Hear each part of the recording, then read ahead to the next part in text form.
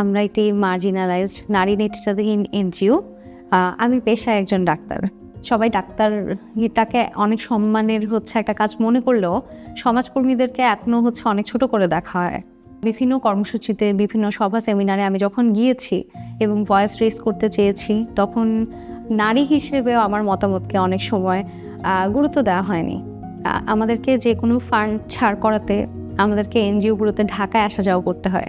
আমাদের পুরো একটা দিন চলে যায় ঢাকা আসতে যেতে। সো আমরা জমা দিয়ে আসার পরে ওই কারেকশনগুলা সংশোধন করে আবার জমা দিতে হয়। এইটা একটা দীর্ঘসূত্রিতার জন্ম দিচ্ছে, যে কারণে আসলে আমাদের উন্নয়ন কার্যক্রম অধিকাংশ ক্ষেত্রেই বাধাগ্রস্ত হচ্ছে।